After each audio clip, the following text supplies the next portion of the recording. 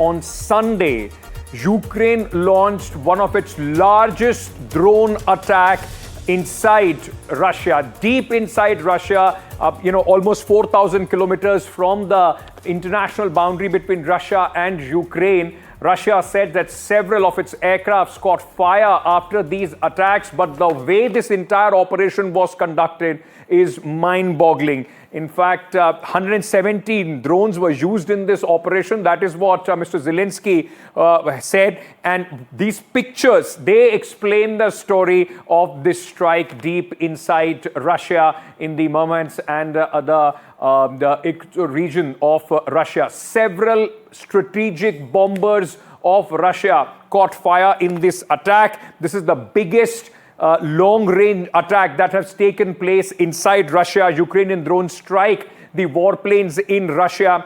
And let me very quickly bring you up to speed with the top developments on this story, because it will have far-reaching consequences. The nuclear-capable Tu-95 and Tu-22 strategic bombers have been destroyed. So like I was saying, a few $1,000 hardware, drone hardware from Russia has destroyed billions of dollars of strategic hardware of Russia because of Ukrainian attack. 41 Russian aircrafts have been targeted in the operation, which was named Spider Web by the Ukrainian Secret Service. Development number 2 on this story, ladies and gentlemen, Russia has called this as a terror attack and has also said they will respond at the time of their choosing. Development number 3, related to this, Zelensky, the president of Ukraine, Volodymyr Zelensky, has hailed Operation Spider Web. In fact, he met the chief of the security services because of the way this operation was conducted is just mind-boggling. Development number 4 on this, Ukraine has proposed ceasefire after this operation. Remember, before this, there was an attack which took place on the Ukrainian soil by the Russian military, in which in a military academy in Ukraine, 12 soldiers had died. Development number 5 on Ukraine to continue this offensive. And development number 6, ladies and gentlemen, this is escalation of the war comes at the backdrop of the talks which have begun today in Istanbul, Turkey. What would be the shadow of this attack on that is going to be a very, very important, factor as well. Now, very quickly, let me tell you, these drones were smuggled deep inside Russia in trucks, and then all these drones were parked at strategic locations near the air bases. 4 to 5 air bases of Russia came under this attack, and this has caused massive problems as far as Russia is concerned. Let me very quickly tell you what is Operation Spiderweb. Ukraine's biggest drone operation against Russia since the war began in 2022. What was the operation? What happened in this drone attack on 5 Russian air bases deep inside Russia? This, in fact, took place almost 4,000 kilometers inside the Russian territory. Drones hit inside 4,000 kilometers. Belaya, along with the Ivanosko and Olenaya, all these bases were attacked in this operation, which was conducted by the secret forces of Ukraine. 117 drones were deployed by Ukraine. All these drones, ladies and gentlemen, were smuggled inside in trucks inside Russian territory. Drones were concealed within wooden structures, and at a designated time, all these drones were activated, and they went and damaged about 40 military aircrafts of Russia, including, as I said, the strategic bombers, the Tu-22 and others, as far as this strike is concerned. 34% of Russian bomber fleet has been damaged, and this has caused, in fact, a massive impact in Russia. Operation was in works for more than a year. The planning was going on for more than a year. This is being seen as one of the most audacious attacks, drone attacks in the recent times, one that will be studied in the history books. Let me very quickly also tell you the significance of this attack. Massive damage to the Russian military hardware. 40 military aircrafts were damaged. Apart from that, this also the long-range bombers like the Tu-95MS and Tu-160 have been damaged in this attack. This is deep strike capability. You know, the Ukraine has shown how they can go inside Russian territory and attack. This is a proof of the ability to launch strikes inside Russia. And also, this proof is of growing military reach of Ukraine. This will come in handy when both these countries sit and try and figure out a peace or a truce model. The strategic implications also include, Russian ability to conduct long-range bombings, not just in Ukraine, but for any other future operation. Re-evaluation of military strategy deployment will be, in fact, taking place. And this is a massive morale booster for the Ukrainian forces, who were, in fact, facing a lot of attacks as far as the Russian side is concerned. Let's listen into what President Volodymyr Zelensky has said on this. Щойно була доповідь голови Служби безпеки України Василя Малюка. Блискуча операція проведена. На території ворога виключно проти військових цілей, проти саме тієї техніки, яка використовувалась в ударах проти України. Дуже відчутні втрати Росії і абсолютно справедливі, заслужені їхні втрати. Дякую Службі безпеки, особисто генералу Малюку, також всім, хто був задіяний в операції.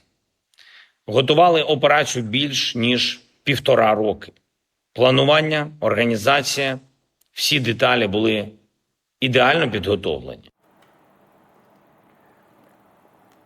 Let's dive a little bit deeper in this, and let me go across to my colleague Shiv Arur, who's been studying this right from the time it happened, trying to understand it threadbare. We're also being joined by Roman Kozyrev, party correspondent in the Donetsk region. We are also being joined by Andrei Dobazhek, founder and editor-in-chief of Frontline. Thank you so much, gentlemen, for joining me at this moment. Shiv, let me begin with you very quickly. The implications of this is being studied just not in Russia and Ukraine, but across the globe. Possibly one of the most audacious attacks that will go down in the history books. How are you looking at it, and what are the lessons for militaries across the world?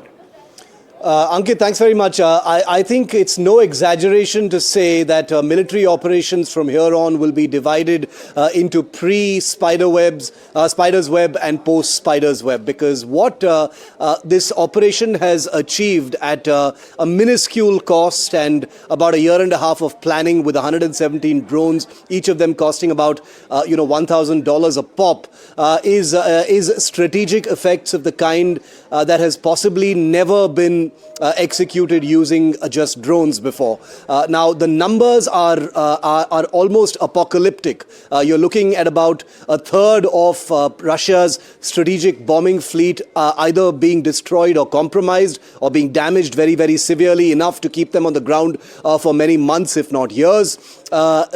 You've got access to these air bases using, tiny munitions that are, very, very difficult to detect. You've got a deep penetration beyond thousands of kilometers using infrastructure that belongs to Russia, of the kind of deep cover that is going to take many, many months to come to terms with. I can only imagine what's going on within Russian intelligence at this point of time. They, of course, have admitted to the damage that has been inflicted. They are labeling this, as they always do, as a terrorist attack. But the damage that has been inflicted sends out more than just a message of, $1 billion or $2 billion of damage to aircraft that are situated in these far-flung air bases, 4,000 kilometers and more away from Ukraine. They send out a message that no matter how far things are, no matter where they are situated, no matter how well protected they are, no matter how many layers of intelligence there may be, Ukraine, possibly with the assistance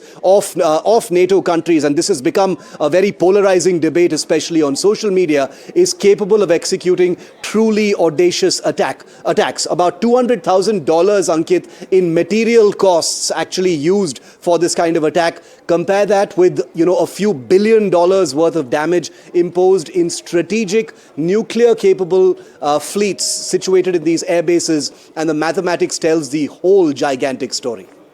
Shiv, absolutely. I mean, like I said, this is going to be studied in history and military, in fact, history as well. Thank you for joining me. Let me very quickly go across to Roman Kozyrev, who's joining us at this moment. Thank you so much for speaking to us. Let me ask you, like my colleague was explaining at this moment, that this would come as a big intelligence failure on the part of the Russians. How has been the reception as far as the Russian intelligence agencies are concerned about this attack and the anticipation that Russia is going to hit back, after this attack? Well, first of all, it's not such a grand scale that you're describing. Indeed, 5 different bases. They tried to attack 5 different bases, but only 2 were successful. In regards to the number of aircraft that were damaged, you mentioned the number of 40, but that hasn't been confirmed by anybody but by the Ukrainians themselves from the online footage that we saw a limited damage to a couple, 3 aircraft. Everything else was just said by Ukrainian mouthpieces. As for the far reach of this terrorist attack, indeed, this was the first time that it happened, and indeed, Ukraine smuggled drones into Russia, then used other people to purchase trucks on Russian territory. They hired warehouses where these trucks were equipped, and then they set out to commit their terrorist acts. Mind you, regular civilians, regular people in Russia, when they saw drones flying out from those trucks, they tried to stop them themselves. They were just throwing stones and sticks and basically put their own lives in danger when they saw those atrocious things happening. As for the response from the intelligence, like I just said, Russian Defense Ministry has already said that several terrorists on the ground have been detained. There have been questions, and we're going to find out soon enough exactly what happened. But as for the intelligence, well, that's why intelligence exists. I mean, they will give you results. They will not put it out in the public field for everybody to discuss. When they have the results, they will give those results to all of us. Indeed. But meanwhile, the Ukrainians are talking about billions and billions of dollars, but that is yet to be confirmed. And a lot of people are making, sensational statements about it, but I believe it's a little bit far too early for that. Far too early, but the fact remains that it has at least shown the ability that inside mainland Russia, so deep inside Russia, if these attacks can take place, this will, of course, recalibrate at least in some way the strategy going forward. Can I request you to stay on with me? Let me also get in Andrei at this moment. Andrei, like you heard, in fact, Roman saying that, at this moment, the scale of this attack has not been confirmed by the Russian side. Ukraine, of course, taking this as one of their biggest victories in the war since 2022 when it began. What is the impact of this attack? Because it happened a day before the formal talks were supposed to begin. Is there going to be a shadow of these attacks on those talks? What does Ukraine, stand to gain? Ukraine just show we have possibility to attack Russia deep into the Russian territory. And it, of course, like as previous propaganda speaker said, they don't show it in Russia, but in Ukraine we have a lot of video with confirmation of Russian bomber which is firing on the airports, on the military base. And of course it's attack just on the military infrastructure, on the bombers which send the cruise missile to Ukrainian cities and kill Ukrainian civilians. So of course, like for Ukraine, it's mean a lot, and it mean Ukrainian drones technology is super powerful, and we can reach any strategic Russian object military inside the Russia. Okay. Can I understand from you, Roman, what is the impact of this that you see on the peace talks which are going on at this moment? Or is it a setback, or is it both the sides flexing their muscle? Because there was an attack which came from the Russian side on the Ukrainian soil on Sunday as well, on a military academy in which 12 soldiers were confirmed killed. Is this both sides trying to show that both have the muscle to hit out at each other before the talks? How do you see that playing out in Istanbul? Well, the talks are taking place right now as we speak. And in terms of the Sunday's attack against a training ground, that was not the only attack that took place. Russia used short-range Iskander ballistic missiles against three different places where NATO supplied weapons were stored, as well as drones, as well as launch sites. Now, the Ukrainians have been using NATO-supplied weapons against civilian population here in Donetsk Republic, in Gorlovka, since 2014, when Ukraine began their aggression against the people of Donbass. Until today, at least 247 children have been killed. More than 1,000 were injured, including NATO-supplied weapons as well.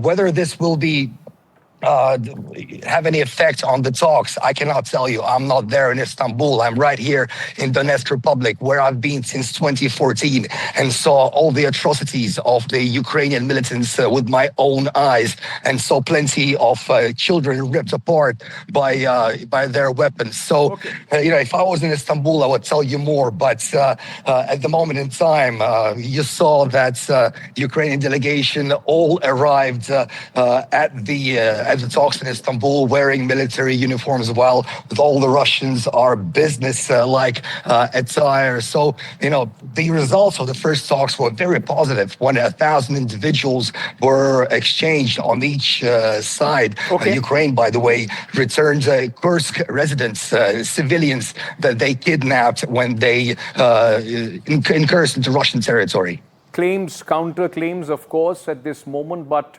like I said, the entire world is very keenly looking at what has happened after Operation Spider's Web, which has, in fact, at least shown the ability of the Ukrainians to hit deep inside the Russian territory. There will be, of course, a lot of after effect and calculations and recalculations which will be conducted on both sides on how the war goes from here. But this is a turning point for sure. Gentlemen, thank you for speaking to me. At this moment, let me take you to Istanbul, where the talks between both the sides are going on. And let's just get a sense from our colleague to what is happening in Istanbul as the shadow of these attacks looms large. We're just moments away from the much-anticipated talks between Moscow and Kiev, and this time it will mark the second round of talks in just a little over 2 weeks. And we have the most beautiful spot right here. We're just on the opposite side of the Bosphorus, with the Tiran Palace just to the left side of me.